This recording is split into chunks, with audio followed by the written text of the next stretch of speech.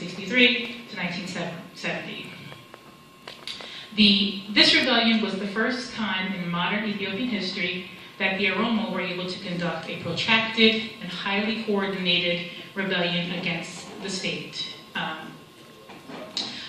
The uprising was set off by a potent combination of grievances stemming from the maldistribution of political and administrative powers, land alienation, taxation, ethnic hostility, religious discrimination, and ecological imbalance. Its primary goals were the retention or repossession of land and the reassertion of ethnocultural identities.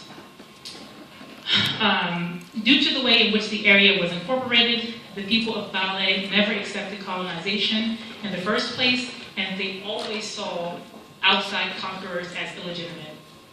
The Bale Peasant Revolt was a multi-ethnic collaboration of sorts between Somali and the Oromo.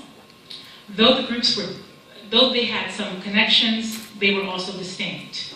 The two were unified in their religious orientation and their experience of exploitation at the hands of Ethiopia.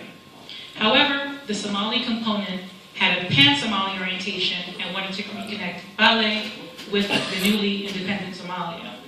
The Oromo, on the other hand, wanted independence from both Ethiopia and Somalia. They wanted to have some autonomy. The rebels were able to control much of the Bale province. They were able to block roads and cut supply lines.